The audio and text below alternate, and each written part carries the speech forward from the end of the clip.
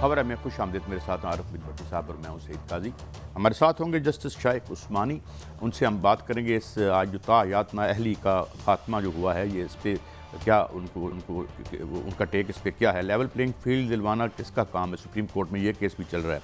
उधर नवाज शरीफ साहब को सदर बनाने की तजवीज़ भी आ रही है और 1400 अरब रुपए का जो है, जो हमारी जो तजारती इदारे हैं मुल्क के, उनको नुकसान हुआ। ताज़ा तरीन रिपोर्ट आई है। Thank you very much justice Shaikh Usmani साहब आपके वक्त के लिए। हजूर, ये जो अभी अभी फैसला आज शाम को आया है, आप इसे क्या इस पे एक तो आपका टेक क्या है और क्या ये एक मस्बत तरफ सियासत को लेके जाएगा ये फैसला? देखिए, ये जो फैसला है इसकी कानूनी हैसियत की नज़र से आप देखें, जो सियासी असरात हैं वो खैर बात की बात है। जी जी। जो कानूनी हैसियत ये है कि 62(1)(f के तहत जो फैसला हुआ था वो गलत फैसला था। उसमें मेरे ख्याल में सुप्रीम कोर्ट जो है वो ज़रूरत से ज़्यादा ही उन्होंने अपने इंटरप्रिटेशन के जो उनका राइट होता है उसका इस्तेमाल किया और सगेशियसनेस और राइटियसनेस को उन्होंने सादिक और अमीन कह दिया, जो कि जो क्वालिटीज़ हैं वो तो सिर्फ पैगंबर हज़रत के पास होती हैं, हमारे रसूल करीम के पास थी। तो उस चीज़ को सोच करके उन्होंने कहा चूंकि एक दफ़ा कोई सादिक अमीन नहीं है तो हमेशा के लिए सादिक अमीन नहीं रहेगा, और उन्होंने उसको ख़त्म कर दिया। उसकी क्या वजूहत थी, किस वजह से, वो हम सब जानते हैं और हमें उसमें जाने की ज़रूरत नहीं। लेकिन वो एक नाइंसाफ़ी थी और वो चलती रही। और फिर जब ये समीउल्लाह बलोच का जो केस आया फैसल वाडा का, उसके अंदर भी उन्होंने तकरीबन उसी चीज़ को बरकरार रखा और उन्होंने सिर्फ ये कह दिया चूँकि तौबा की गुंजाइश है इस्लाम में, तो इस वजह से अगर कोई माफ़ी मांगता है तो फिर वो ख़त्म हो जाती है ताहयात। तो उन्होंने माफ़ी मांग दी, वो ताहयात उनकी जो नाहली ख़त्म हो गई। लेकिन चीज़ वो बरकरार रही है अपनी जगह पर। अब उसको सही करना था। किस तरह से सही होगा? क्योंकि एक दफ़ा सुप्रीम कोर्ट की जजमेंट आ गई, इंटरप्रिटेशन आ गई, तो उसको सही करना, क्या पार्लियामेंट उसको सही कर सकती है कि नहीं कर सकती, ये एक प्रॉब्लम था जो कानूनी इशू है। और जब पार्लियामेंट ने ये इलेक्शन एक्ट में अमेंडमेंट करके उसको 5 साल कर दिया, और वो जो उन्होंने नेशनली गाइडेंस की 63 से, आर्टिकल 63 से, जिसमें कि जो नाअहली है वो 5 साल के लिए है या 3 साल के लिए है, तो उसकी वजह से उन्होंने एक कानून बना दिया। अब देखना ये था, इस सुप्रीम कोर्ट ने जो अभी ये बेंच बैठी थी 7 जजेस की, उन्हें देखना ये था कि क्या पार्लियामेंट का लॉ जो है वो सुप्रीम कोर्ट की जो इंटरप्रिटेशन है जो उन्होंने खुद अपनी तरफ से की, उस पर प्रिवेल करेगा कि नहीं करेगा। वो इस नतीजे पहुंचे कि प्रिवेल करेगा और उसको 5 साल कर दिया। तो नाइंसाफी तो उन्होंने अलग कर दी, लेकिन इसके बाद भी प्रॉब्लम्स होंगे। मसलन प्रॉब्लम क्या होगा? फर्ज क्या इसकी वजह से फायदा हुआ नवाज शरीफ को। कल नवाज शरीफ साहब अगर वजीर आजम बन जाते हैं तो उस सूरत में यकीनन जो ऑपोजिशन की पार्टीज है जो उनके खिलाफ थी, वो पिटिशन फाइल कर देंगी, कहेंगे कि ये गलत फैसला हुआ था और ये नहीं होना चाहिए था। इस तरह की चीजें होंगी। इस वजह से जरूरी ये है कि जो नई पार्लियामेंट आएगी वो उसको फिर इसको रिव्यू करे, ये 62(1)(f को, और वो एक अमेंडमेंट लेके आए ताकि ये अभाम जो है ये हमेशा के लिए खत्म हो जाए। बिस्मिल्लाहिर्रहमानिर्रहीम। एक तो शाइक साहब आपकी गुफ्तगू से ऐसे अंदाजा हुआ कि जैसे माजी में जो फैसला सुप्रीम कोर्ट ने किया था नाइंसाफी पर मुबनी था, तो क्या सुप्रीम कोर्ट के जज साहिबान को आईन या कानून इजाजत देता है कि वो नाइंसाफी का फैसला करे? और फिर मेरे सिर्फ मैं सवाल पूरा कर लूं, और नाइंसाफी कर गुजरे और उन्हें कोई ना पूछे। दूसरी तरफ एक तरफ देख रहे हैं पूरे मुल्क में कागजात छीने जा रहे हैं, लूटा जा रहा है, पकड़े जा रहे हैं, एक जमात के 90% लोग गिरफ्तार है, लेकिन वहाँ सुप्रीम कोर्ट का वो नहीं है। बादियुल नज़र में तो मैं मुबारक मरीम नवाज को देता हूँ, क्योंकि उन्होंने बहुत अरसा पहले कहा था जब मियाँ साहब आएंगे ज़ीरो रिस्क होगा। आज वो मियाँ साहब भी मुबारकबाद के मुस्तहिक है, और सुप्रीम कोर्ट की जजमेंट यकीनन जो आप फरमा रहे हैं नाइंसाफ़ी पर मुबनी ख़त्म हो गई। अल्लाह करे ये नाइंसाफ़ी के सिलसिले पाकिस्तान में ख़त्म हो, आम लोगों के लिए भी।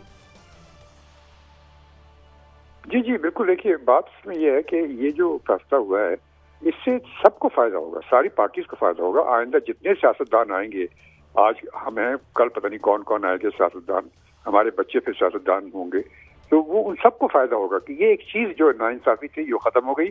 मैं तो ये कहता हूँ इसको अब अमेंडमेंट करके इसको हमेशा के लिए खत्म कर देना चाहिए। ये गलतियां हो गई, होती रहती हैं। हमारी जो पार्लियामेंट और हमारी जो जुडिशरी ने बहुत से फैसले किए जो कि मसलन भुट्टो साहब का केस था, उसमें जो गलतियां हुई वो फैसला वो गलत था। तो ये सब चीजें खत्म होनी चाहिए आहिस्ता आहिस्ता। और अच्छा, ये उस्मानी साहब, है एक और पहलू की तरफ मैं आपसे रहनुमाई चाहता हूँ। एक ऐसा पहलू जो इग्नोर हुआ था, मुझे लगता है एक शहरी के तौर पर, कि डबल जॉब थी कैबिनेट के एक मिनिस्टर की भी और इनकी भी, while he was serving as PM. This issue was never taken up. और मैं सोचता हूँ एक आम आदमी के तौर पर कि अगर ये बरतानिया के वज़ीर आज़म या इंडिया के वज़ीर आज़म की नौकरी किसी तीसरी जगह निकल आती है तो हाउ डू यू लुक, क्योंकि बहुत सेंसिटिव इन्फॉर्मेशन पर एक्सेस होती है इन सीटों पे बैठ के, तो ये इंपॉर्टेंट नहीं जानना कौम के लिए कि वो क्यों पैसे ले रहे हैं और कहाँ से ले रहे हैं? समझ नहीं मेरा आपका सवाल मुझे समझ में नहीं आया। पैसे की कहाँ से बात आ गई? पैसे की बात यह है कि वो तनख्वाह ख्वाजा साहब ले रहे थे। इशू था पनामा इशू के, पनामा है दुबई का, उधर से मनी लॉन्ड्रिंग होती या नहीं होती, तो उस पे इन्हें अब कामा ना इशू करने पे सजा दी थी। इसका मतलब अमेरिकन प्रेसिडेंट यूके की अगर वो नेशनैलिटी लेता है या उकामा लेता है अबू धाबी का, सऊदी अरब का, तो ये कोई जुर्म नहीं है वादियुल नदर में। नहीं, सवाल क्या है आपका मुझसे, ये मुझे बताएं। सर मैं सवाल दोहरा देता हूँ, लेट मी रीफ्रेज इट, मैं शायद सही तरह बता नहीं सका। जी जी कि जब पीएम थे ये, जी जी, तब ये कामे पे मुलाजमत भी कर रहे थे, तो क्या जो हाईएस्ट पोस्ट है उस पर बैठा हुए जो चीफ एग्जीक्यूटिव हैं वो दो नौकरियां कर सकते हैं और वो भी किसी दूसरे मुल्क बाहर में, या ये कानून के मुताबिक है? नहीं, वो इशू तो नहीं यहाँ पे तो इशू यहाँ पे जो हमारे सामने इस वक्त इस आपके प्रोग्राम में है वो ये है कि 62(1)(f की इंटरप्रिटेशन की बात है। तो पनामा में उन्होंने क्या किया नहीं किया वो हम सब जानते हैं कि हमारे सियासतदान, शायद ही शायद नाज़री कोई ऐसा सियासतदान हो जिसको कि आप समझ सकें वो कम्प्लीटली ऑनेस्ट है। तो मेरे ख्याल में ये डिग्रीज हैं, कुछ ज़्यादा है कुछ कम है, लेकिन सभी तकरीबन उनके जो ऑनेस्टी के स्टैंडर्ड हैं वो इतने अच्छे नहीं हैं, हमको मालूम है, वो अपनी जगह पर। अच्छा, आप ये जी फरमाइए बात मुकम्मल कीजिए। यहाँ पे हमारा जो इशू सामने है वो ये कि 62(1)(f की इंटरप्रिटेशन जो है, क्या उसके ऊपर पार्लियामेंट का अगर कोई लॉ बन जाता है जो इंटरप्रिटेशन जिसकी कोई बेसिस ना हो, तो क्या पार्लियामेंट का लॉ उस पर प्रिवेल करता है कि नहीं करता? ये एक इशू है जो कि अभी सुप्रीम कोर्ट ने फैसला किया कि पार्लियामेंट का लॉ प्रिवेल करेगा। इसकी वजह से आगे पिटीशन फाइल होंगी। ये मामला खत्म नहीं हुआ, ये मामला तो अभी चलेगा आगे, और भी पिटीशन फाइल होंगी। मैं तो ये कह रहा हूँ कि इस चीज को अब पार्लियामेंट के पास जाना चाहिए, नई पार्लियामेंट जो होगी, और उनको एक अमेंडमेंट करके, ये आइन में अमेंडमेंट करके इस इबहम को हमेशा के लिए खत्म कर देना चाहिए। शाइख उस्मानी साहब बहुत शुक्रिया। It is always a great pleasure to have you on the show. इंतहाई एक मुतदिल और एक बड़ी बसीरत फरोज़ इंटरप्रिटेशन, बहुत शुक्रिया आपका जी। उस्मानी साहब से भट्टी साहब हमारी बात हुई तो वो ये भाई तो जो नायल है, लेकिन भट्टी साहब एक जो बात उन्होंने की मैं आपसे पूछना चाहता हूँ। आज आपकी तबीयत भी थोड़ी नरम है, थोड़ा थोड़ा बुलवाऊँगा आपको। मुझे ये बताएं कि वो कहते हैं जो स्टैंडर्ड्स जो हैं, मोरालिटी के जो अखलाकी मेयारात जो हैं हमारे सियासत में, वो कोई इतने आला नहीं है। कैसा मुझे बड़ा दुख हुआ है कि यानी कि सादको अमीन होना जुर्म है, सादको अमीन नहीं होता तो कोई फ़र्क नहीं पड़ता यार। अनबिलीवेबल है। सादको अमीन अगर कोई बंदा नहीं है तो कोई फ़र्क नहीं पड़ता। तो व्हाट, क्या नहीं सुना सही? तो भाई ये कुरान पाक में लिखा है, अब मैं इसको जज में कह सकता हूँ। अब मेरा सवाल आपसे है, इन्हें नैब से 2 सजाएं हुई जो ताहयात नहल किया गया कामा ना साबित शो करने पर और बेटे की कंपनी में मुलाजम होने की। इसका मतलब है अगर अमेरिकन प्रेसिडेंट जो बाइडन सऊदी अरब का कामा होल्डर निकल आता है तो उसके खिलाफ कार्रवाई नहीं होनी चाहिए। मैं यही समझाऊं कि मैं गलत समझाऊं? नहीं भट्टी साहब, मैं जानना चाहता हूँ ना, हम कोई स्कॉलर तो होते नहीं है, Safi is a layman you no.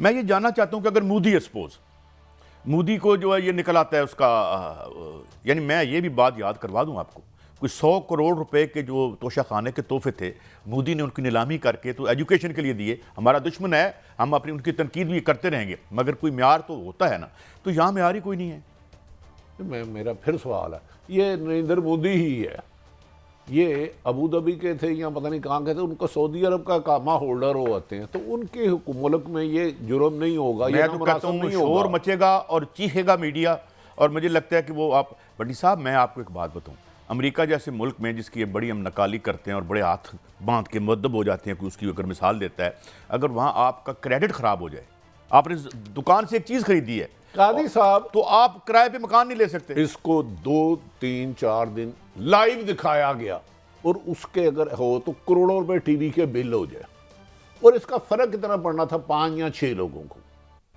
Total ताहयात नहली के ये इतनी है ना।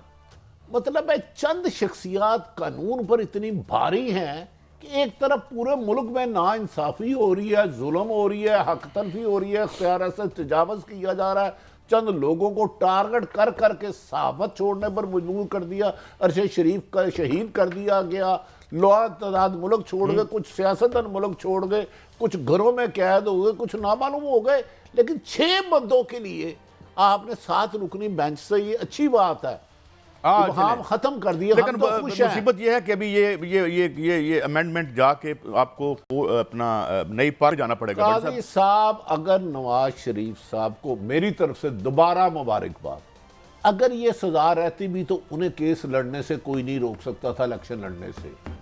ये फैसला था, ये फैसला है, इस पे अमल होना है, ठीक है, ये फैसला था, साहब, फैसला है, इस पे इम्प्लीमेंट होना था और हो गया। अच्छा चलें, अच्छा हुआ और बड़ा पॉजिटिव रहा ये फैसला। मगर एक ब्रेक है, ब्रेक से जब हम वापस आएंगे तो लेवल प्लेइंग फील्ड का केस भी है और लोग आप खुद देख रहे हैं कोर्ट के जो है उनकी तरफ से भी जो बातें सामने आ रही हैं। तो एक ब्रेक के बाद इस पर भी डिस्कस करते हैं, हमारे साथ रहिए।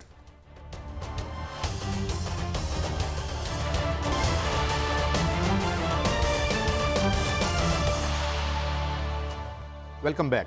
अच्छा भट्टी साहब, और भी इम्पॉर्टेंट केसेस जो हैं चल रहे हैं। एक लेवल प्लेइंग फील्ड का जो एक केस है वो भी उनके सामने है, फिर बल्ले का जो है वो भी अभी फैसला अभी नहीं हो पा रहा उस हवाले से।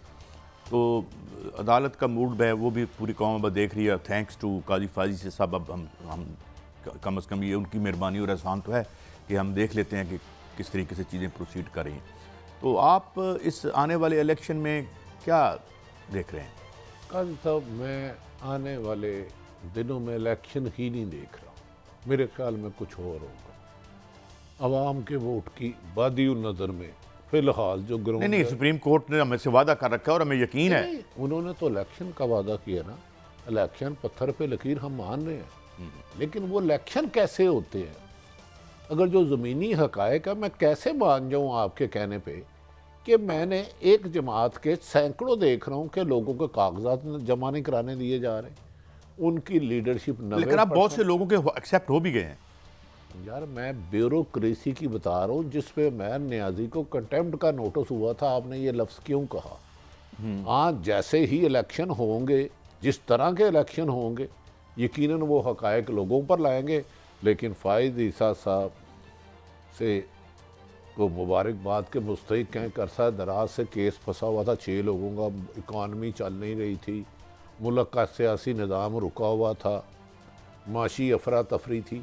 अब इन 6 लोगों को उनका राइट मिलने से इंशाल्लाह चलें, 6 को मिले, 2 को मिले, किसी को तो मिले। भट्टी साहब, और एक मौलाना फजल रहमान का शॉट सुनवाता हूँ आपको। देखिए भट्टी साहब, आपने सुना है, मुझे दुराने की जरूरत नहीं। काजी साहब, मौलाना फजल रहमान साहब किसके इत्तेहादी हैं? PDM किसने बनाई थी? उसके हेड थे ये।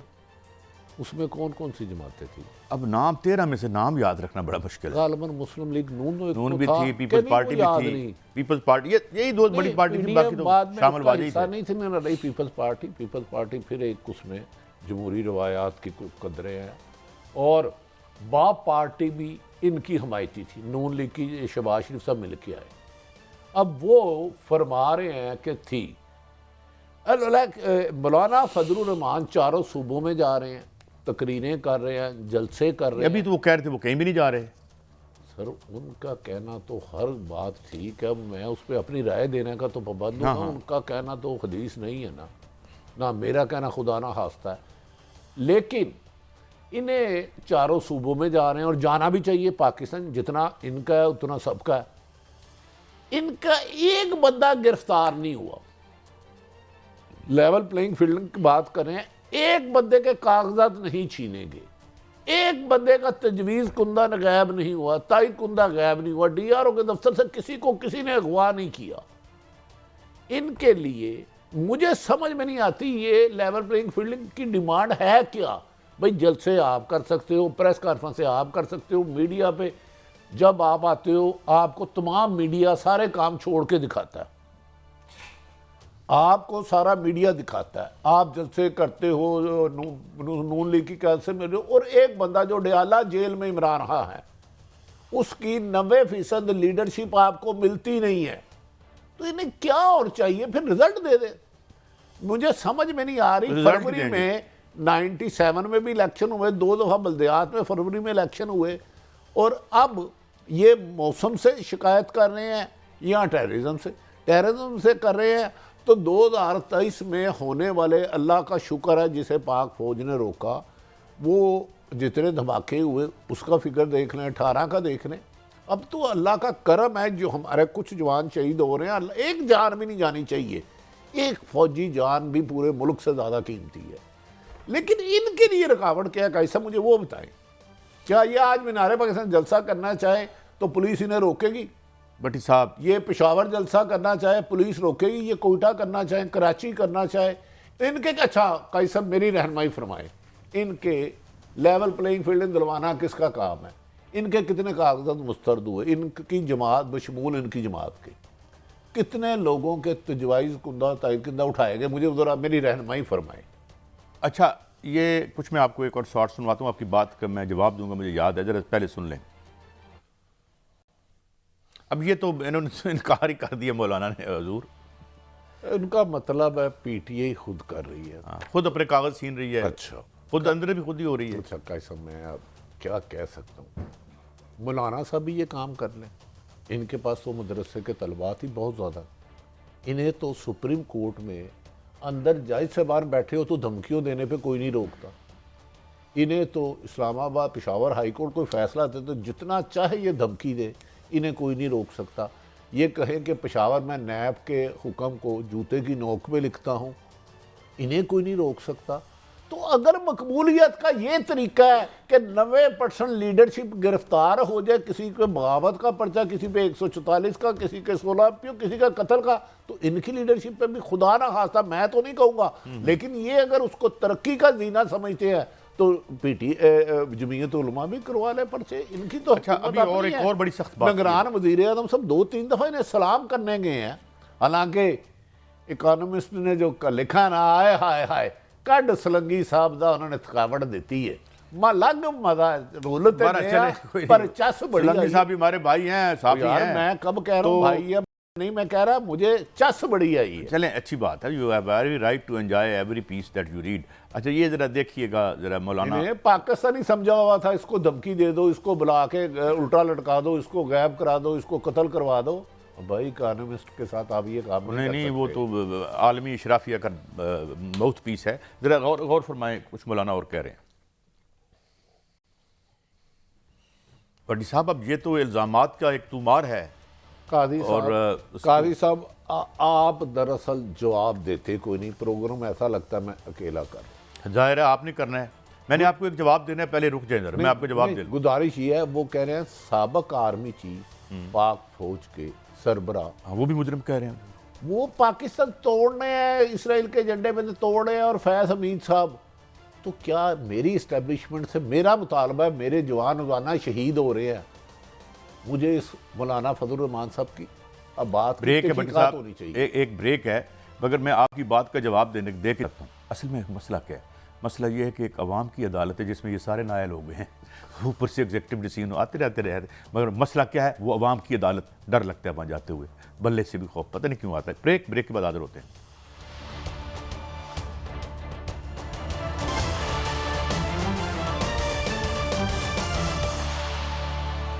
Welcome back. रोज़ ही भट्टी साहब एक नया प्लान बनता है, फिर कोई नई उम्र चलती है, और एक बहरहाल इलेक्शन की तो हमें यकीन दहानी है, मगर एक कन्फ्यूजन है। लेकिन ये ज़रा एक मैं आपको शॉर्ट सुनवाता हूँ कि मियाँ साहब के सदर बनने के हवाले से कुछ लोग बातें कर रहे हैं, ज़रा सुनाइए जी। मुशाहिद हुसैन साहब बड़े मोतबर नाम है, लेकिन प्रेसिडेंट बनने के लिए उन्हें इलेक्शन जीतना, इलेक्शन मैं लफ्ज़ इलेक्शन पे बार बार जोर दे रहा हूँ, अगर कोई और कोई तरीका होता तो मुझे नहीं, उसका जीतना ज़रूरी है। सदर ये नहीं है कि आप घर में बैठे हैं जाती उम्र आज से मैं सदर हूँ तो आप सदर पाकिस्तान बन जाए। सारी असम्बलियाँ वोट देंगी ना, वोट देंगी तो क्या, पहले तो देखना है इलेक्शन शफाफ होते हैं, इलेक्शन में जो उम्मीदवार हैं उन्हें जो वोट डाला जाता है और जो वोटर है जो वोट डालता है उसका गिनता जाता है, उसके बाद सदर बनेंगे ना। अभी तो मुझे समझ नहीं पाया कि देखें पंजाबी की एक मिसाल है, उसका इनके साथ कोई तल्लक नहीं, पिंड बसिया नहीं तो लुटेरे पहले आ गए। तो भाई आपको सदर या वज़ीर आज़म बनाने के लिए मतलूबा तादाद असम्बलियों में चाहिए होती है, ये अगला स्टेप है। नहीं भट्टी साहब, जब आने से पहले ये मुस्लिम लीग नून के ज़ुआमा ये कहते थे ना जी कि सब क्लियर, सब इंशाल्लाह कोई रुकावट नहीं, तो हुआ तो वैसे ही है। मतलब इतनी प्रिडिक्शन और इतनी जो मैं समझता हूँ सोच की क्लैरिटी है उनके अंदर कि मामलात को फ्यूचर तक देख रहे हैं। काई साहब आप ऐसे थोड़ा जैसे शायद सीरियस ना लें, मैं तो मरियम साहब के विजन का कायल हो गया हूँ। उसने कहा जब नवाज शरीफ आएगा ज़ीरो रिस्क होगा, वो इलेक्शन लड़ेगा, चौथी दफ़ा वज़ीर आज़म बनेगा। इन्होंने है सदर बना दिया, चलो दोनों ओहदे ही रख लें, क्या फ़र्क पड़ता है, अगर एक जगह फिटिंग है तो दोनों ओहदे ले सकते हैं, कोई इशू नहीं है। मेरा ख्याल है आइन में है भी, तो आइन में तो 90 दिन इलेक्शन थे वो नहीं कराए। उन्होंने कहा था इमरान खान अंदर होगा, इमरान खान अंदर है, उसके पास बल्ला नहीं होगा, बल्ला नहीं है, उसने कहा उसको इलेक्शन नहीं लड़ने दिएगा, नहीं लड़ने जाएगा। तो मेरा ख्याल है अगर ख्वाहिशात पे या ज़िद पे या अना पे या बुग़्ज़ पे फैसले होने हैं तो फिर वो हर ताकतवर की मर्ज़ी का ही फैसला होगा, फिर उसमें मैं कौन तो तू कौन।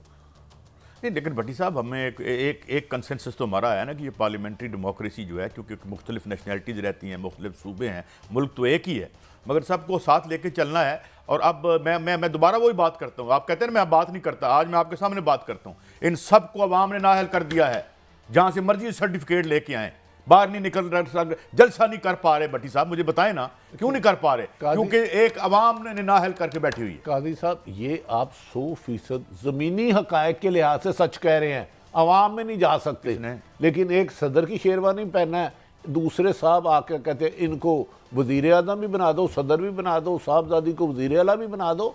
तो ये क्या चीज़ है? ख्वाहिशात के ताबे होती हैं या इलेक्शन का कोई कायदा कानून होता है? लेवल भट्टी साहब छोड़ दें, फैक्ट्स क्या है काजी साहब? फैक्ट्स क्या है भट्टी साहब? जो एक बुजुर्ग गुजरे हैं, उन्होंने हमें ये पहले ही मुत्तला कर दिया था कि जब ये ग्लोबलाइज हो जाएगा सिलसिला तो सारे गंदे कपड़े चौक में धोया करेंगे और जो है स्टेट जो है खुदा न खास्ता खाकम बदन मतरूक होती चली जाएगी। चार डाले भरो, वट्टे मारो, जाके पत्थर मारो, अपना उस पे नैब पे जाके पत्थर मारो, सुप्रीम कोर्ट पे चढ़ जाओ, सुप्रीम कोर्ट के बाहर खड़े होके क्या पल्ले रह गया आपके? काजी साहब 9 मई का वाकया तकलीफ देह नहीं होना चाहिए था, किसी भी सूरत नहीं, बिल्कुल नहीं। -1% हमारे बच्चे हैं यार, नहीं फौजी, लेकिन फौजी तो हमारे ही बच्चे हैं ना, हमारी फौज है ना। उस वक्त वो आर्मी चीफ थे, उसका जहाज ना उतरने दो, सुप्रीम कोर्ट पे हमला कर लो, वो कोई जुर्म नहीं। और नैब को जब मरियम साहिबा को बुलाया था, वो पत्थर लेकर गई थी, वो केस का है, वो भी झूठे साबित करो ना, सब झूठे हैं। को जी वो पत्थर नहीं, उसमें फूल थे, नैब वालों के अंदर उन्होंने मीना बिछाया था दूध का, वो नहा रहे थे, वो जख्मी नहीं हुए थे। ये कल मेरा एक पता नहीं क्यों उन्होंने आउट ऑफ द कॉन्टेक्स्ट एक चीज़ वायरल की हुई है, लेकिन मैं उस पर बात नहीं करना चाहता क्योंकि किसी और चैनल में था। मैं ये बताऊं कि ये एक शॉर्ट सुनवाता हूँ। मेहताब अब्बासी साहब बड़े मुतदिल आदमी हैं और कैसा मेरी सबमिशन में आपको हर इसका मतलब है हाँ, सुप्रीम कोर्ट पे हमले करने जायज़ है, PDM तकरीर में जायज़ है, नैब के दफ्तर पे हमला करना, पथराव करना, जिसे सारी दुनिया ने मीडिया पे दिखाया, वो केस सारे ही गुम हो गए, क्या वजह है? भट्टी साहब गुम बस कर दिए जाते हैं, फिर बाहर निकाल लिए जाते हैं। अगर मैं मेहताब अब्बासी साहब कुछ खास बात कर रहे हैं वो सुनवाता हूँ आपको, फिर आपका टेक लेता हूँ।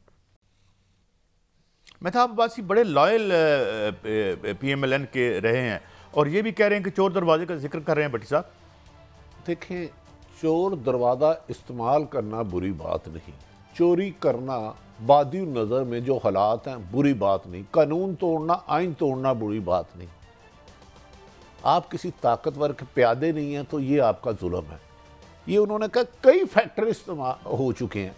नवाज शरीफ तो खुद एक तो बात समझ में आती है ना कि मरियम साहिबा एक बहरहाल तनोमंद आवाज़ के तौर पर आई हैं, देखें भट्टी साहब, आप उनसे नजरियाती तौर पर खाली इख्तलाफ करें, मरियम साहिबा लेकिन मैं ये तो कह दूं मेरी फेवरेट लीडर है। मैं अच्छा, तो मियां सोच साहब रहा के हूं- बाद और कौन है जो लीडर वहां लगता है? नहीं, मरियम साहिबा से लीडरशिप शुरू होती है, यहाँ ही खत्म हो जाती है। कायदे आजम तो वैसे एक हिस्ट्री में एक नाम है जिसका हम एहतराम करते नहीं हैं। नहीं भट्टी साहब, मैं इतना लंबा नहीं खींच रहा, लेकिन मैं खींच रहा हूँ ना यार, ख्वाहिशों में क्या हर्ज है, ख्वाब देखने में क्या अच्छा, हर्ज है, मैं- झूठ बोलने को पाबंदी है। नहीं, मैं- कल परसों 9 मिनट की डॉक्यूमेंट्री हर टीवी पे चली, अनबिलीवेबल, और उसको मैंने बाद में 25 दफा देखा, 1001 कट थे उसमें। तो लिहाजा पाकिस्तान में झूठ बोलना, करप्शन करना, ये कोई बरादरी। मैं मरियम साहब का कायल हो गया हूँ भाई, कि एक तरफ डॉन लीक आती थी तो कुछ लोग साइड पे होते थे, एक दफा पूरी मशीनरी निगरान हुकूमत की मुबैना तौर पे इक़्तिदार में लाने की ख्वाहिशमंद है। गो के अवाम रुकावट है, लेकिन अवाम मैटर ही नहीं करती। अवाम ही मैटर करेगी आखिर में। ये भुलेखे कर दो बात भट्टी साहब, अवाम जो है ना, ये ज़िंदगी का कोई मुतबादल नहीं होता। इसलिए मेरे ख्याल में हमें बड़े बच बचा के आग से नहीं खेलना चाहिए हमें। तो हम मुश्किल वक्त में हैं, माशी तौर पर भी, सियासी तौर पर भी। समाज चार्ज हुआ है इस वक्त। अखलाकी तौर इनको पर रास्ता ठीक है। दें, इनको रास्ता दें भट्टी साहब। प्रेशर कुकर जो है ना, उसमें से वेट ना उठाएं तो फिर बावर्ची खाना खतरे में हो जाता है। मैं अर्ज ये कर रहा हूँ कि सारे करें, अपना खेल करें, अपना सियासत करें, मगर भट्टी साहब ये मैं ये बंद जो बन है ना आपने, ये जो अवाम का रेला है, जहाँ से ये सारे नायल हुए हैं, वारी वारी सारे नायल हुए हैं। यहाँ पे एक बहुत बड़े चैनल ने करवाया ना सर्वे, मैं नाम नहीं लेता, वो हमेशा करवाते हैं और बड़ी अच्छी रवायत है, मैं भी उसका हिस्सा रहा हूँ, तो पता चल गया आपको कि कौन किसके साथ है। काजी साहब उस सर्वे कहाँ गया, मैं उस बहस में नहीं जाता। मैं आपको कह रहा हूं, इस इलेक्शन में बादियुल नदर में मुझे अवाम का वोट मैटर करता हुआ नजर ही नहीं आ रहा। मुझे अवामी लीडरों की अहमियत खत्म हो गई है इस वक्त। अवामी लीडर केड़ा थे सर? मोहतरम बिलावल भुट्टो साहब कह रहे थे इलेक्शन का हमारा मुकाबला होगा जो सिलेक्शन के जरिए आना चाह रहा है। सारी चीजें तो खोल के सामने आ गई हैं आज जिस तरह। इसका मतलब है सुप्रीम कोर्ट का एक तारीख साज फैसला आया है, अनबिलीवेबल है कि 3-3, 4-4 घंटे की ट्रांसमिशन अगर बिल भेजे हम तो करोड़ों रुपए एक टीवी का हो जाए। तो गुजारिश ये है काजी साहब, पाकिस्तान में अब इंसाफ, कानून, आइन, ये चीज़ें ज़ूमैनी हो गई हैं। देखनी है कि जिसके पास ताकत है वो क्या चाह रहा है, वही आइन है, वही कानून है, वही इंसाफ है। अल्लाह अल्लाह और खैर सल्ला डा मसल्ला तकर अल्लाह अल्लाह। भट्टी साहब, अगर फिर भी मैं समझता हूँ कि बेटर सेंस शुड प्रिवेल। अब आप देखें, नून लीग हुकूमत बनाकर अवाम और मालियाती इदारों को साथ लेकर चलेगी, ये बड़ी अच्छी बात है, लेकिन अब तक तो अवाम को साथ लेकर कोई नहीं चला। भट्टी साहब, कौन से हमारे राइट्स हैं? ये मालियाती अदारे कौन कौन से हैं काई साहब? मालियाती इदारे, अब मालियाती एक तो आलमी है ना, IMF है, वर्ल्ड बैंक है। सब अवाम के इनके साथ क्या तल्लक इस इलेक्शन का? अवाम को इन्होंने नचोड़ना होता है। कर्जा लेके इशराफिया खाती है। 130-40 बिलियन डॉलर का हमारा डेट है ना, यहाँ जमीन पे मुझे दिखा दे कहीं लगा हुआ है। कराची जो है वो एक खंडर बन चुका है। लाहौर की हालत ये है कि सांस नहीं आप ले सकते। किधर लगे ये पैसे? खाए इन्होंने ठेकेदारों के साथ मिलके वारदात, और बिल कौन दे रहा है? इस मुल्क के अवाम। काई साहब, जिन्होंने खाए हैं आपने कौन सा उनका एहतसाब कर लिया? आपने तो उनको एक एक को ड्राई क्लीन किया है। आपने नैब कवानीन में अमेंडमेंट करके अरबों खरबों रुपए की मनी लॉन्ड्रिंग केस सारे वाश कर दिए। आप जिम्मेदार हैं, ये कौम जिम्मेदार है। जो जो जहां बैठा है, जिसको अल्लाह ताला ने जो भी जिम्मेदारी दी है वो पूरी नहीं करता तो वो इस जुर्म का बराबर का शरीके जुर्म है। इक़्तिदार छोड़ दें, आज कौम ताकत में है। आज से 3 साल पहले कौन था, उससे 3 साल पहले कौन था, उससे 3 साल पहले कौन था। ये वक्त का चक्कर चलता रहना है। लेकिन IMF की शराइत पर आप देखें ना, मैं भट्टी साहब, मैंने ये स्टोरी रिपोर्ट की थी आज से कई बरस पहले कि जब ये यहाँ शौकत अजीज़ आया था, एक बैंकर था, वो भी इकोनॉमिस्ट नहीं था खैर से, वो प्राइवेट बैंकर था जिसका काम होता है कि जनाब आपको टैक्स से कैसे बचाना, ये उनकी महारत थी। सिटी बैंक में मुलाजमत फरमाते थे। तो उन्होंने first regime of economic reforms IMF की करवाई, फिर सेकंड रजीम करवाई, टैरिफ नीचे फेंके। ये आज जो माशी बर्बादी हमें, और उस वक्त बड़ा रौला था, पता क्या, जो जी बैंक में से गाड़ी ले लो, जीरो डाउन पे गड्डियां मिल रही हैं, एक जाली खुशहाली, एक artificial expansion of the market हुई, और वो धड़ाम से फिर इधर आया। और बाद में तो बात ये है कि ये IMF, आप पूछ रहे हैं ना IMF और वर्ल्ड बैंक क्या है, माल ऊपर तकसीम और बिल आपके हाथ में दे दिया जाएगा रियासत को चलाने का। वो कैसे? आज 4 रुपए की बिजली बढ़ गई। काजी साहब, एक आप मेरी रहनुमाई फरमाएं, जो 90% लोग सवाल करते हैं, क्या तहरीके इंसाफ को बल्ला में हतमी फैसला अदालतें करेंगी और वो नहीं ही करना चाहिए, टॉक शो पे ये फैसले ना होते हैं ना होने चाहिए, डू यू थिंक मिल जाएगा? और तहरीके इंसाफ को हाली बल्ला नहीं छीना, तरीके इंसाफ ही ख़त्म कर दी। वो इंटर पार्टी इलेक्शन ना मान के आपने तरीके इंसाफ का वजूद ख़त्म कर दिया। बल्ला तरीके इंसाफ की निशानी थी, पहले आपने तरीके इंसाफ के इंटर पार्टी इलेक्शन मनसूख किया, फिर जमात ख़त्म की, फिर बल्ला लिया। तो क्या अगर बल्ला नहीं मिलता देन व्हाट ऑफ इलेक्शन? कैसे मैं आपको एक सच्ची बात बताऊं, मैं बिल्कुल आजिज़ हूँ। अभी मैं थोड़ी देर पहले जब आप कहीं निकले हुए थे, शहजाद हुसैन भट्ट को कहा यार कोई हमारी रहनुमाई करो, कोई तनाजुर मुझसे बन पा नहीं रहा। मेरा मतलब की करोगे भट्टी साहब? मतलब एक मंजिल आ रही है ना, 8 तारीख की मंजिल आ रही है, 8 फरवरी आना है। अब उसमें बिल्कुल मेरी अक्ल आजिज़ है कि जो हम करना चाहते हैं वो कैसा मौजूदा होगा जिसके जरिए हम करेंगे। उसका सादा सा जवाब है, जो हमने 8 जनवरी को किया 8 फरवरी को भी वैसा कर देंगे। आप फिक्र ही ना करें, इस बात का जिक्र ही ना करें, इसमें कोई बहाव नहीं रहा। हम सब बहुत सी मजबूरियों और बेबसियों में फंसे हुए हैं, बंधे हुए हैं, हम आज़ाद नहीं हैं। हम एक ज़मीर के भी कैदी हैं, ताकत के भी कैदी हैं। ये रिज़ल्ट, ये इलेक्शन जो हमने 8 जनवरी किया है ना, सबने साहब, मैं भी एक आपको तारीख के बड़े मामूली स्टूडेंट के तौर पर मैं बताऊं, हम जो मानने वाले हैं, बिलीवर हैं, वो उसे प्रोविडेंस कहते हैं, और जो वेस्ट की दुनिया है वो कहते हैं जी इनटेंजिबल फैक्टर्स।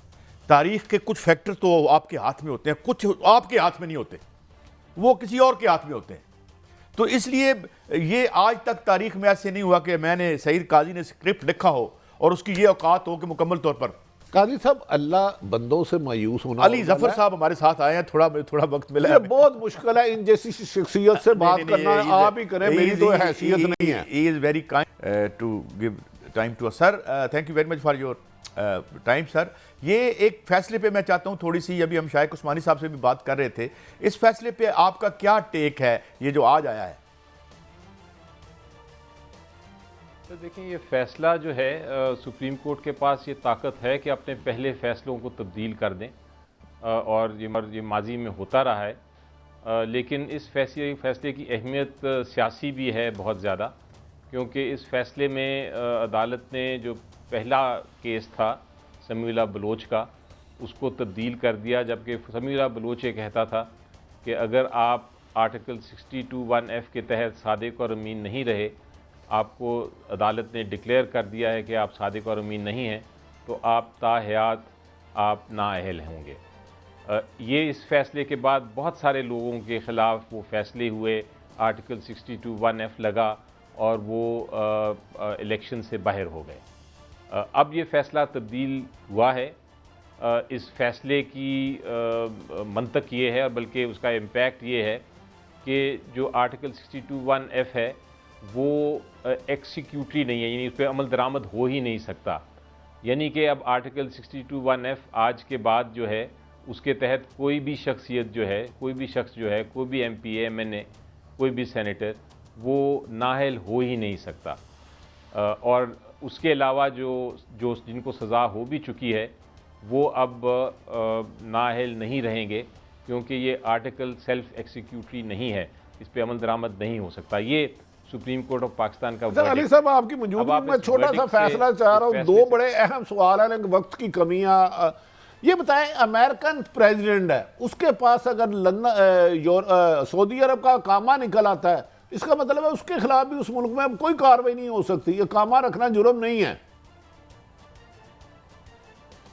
जी देखिए, नहीं, वो बेसिकली जो आर्टिकल 62(1)(f) था वो ये कहता था कि आपको अदालत जो है वो फैसला करके तो आपको कह सकती है कि आपने ये गलती की है और इस गलती की वजह से आप सादिक और अमीन नहीं रहे।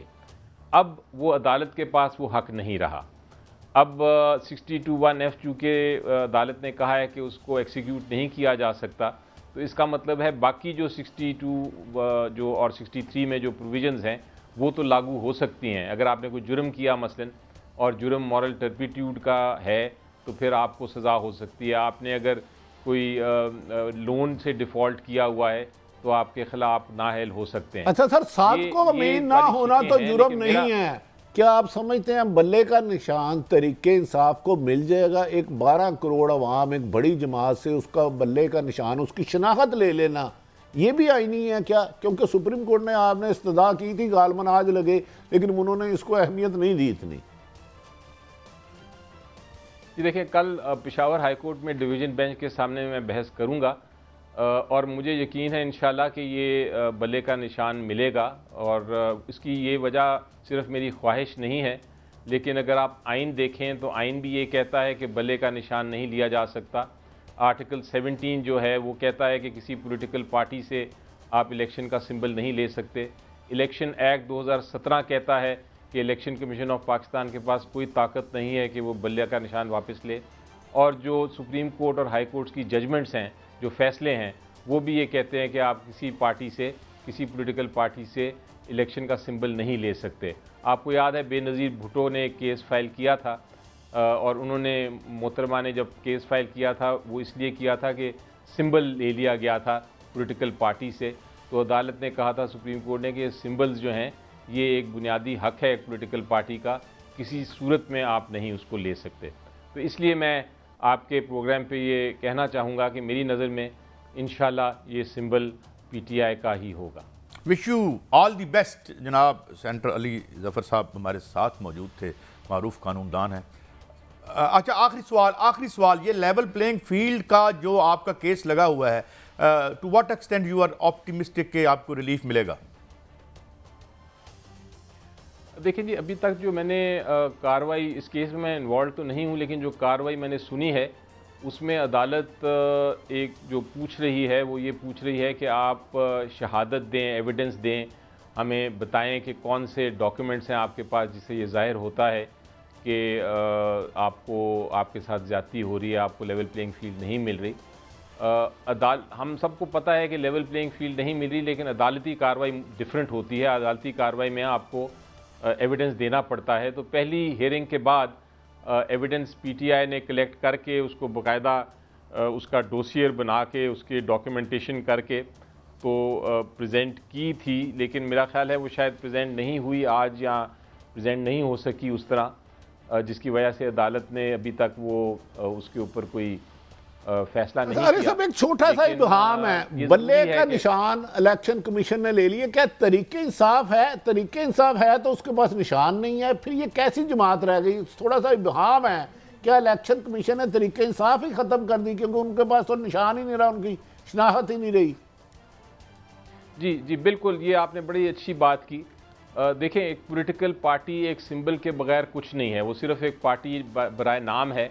उसको मैं कहता हूँ वो डिसफंक्शनल पार्टी है, क्योंकि ना तो वो विमेन सीट्स के लिए कर सकती है, ना वो माइनॉरिटी सीट्स के लिए कर सकती है, और 250-60 सीटें जो हैं पूरे पाकिस्तान में वो नहीं ले सकती। और दूसरा, वो कैंडिडेट भी अपना फील्ड में नहीं डाल सकती क्योंकि सारे कैंडिडेट आज़ाद होते हैं।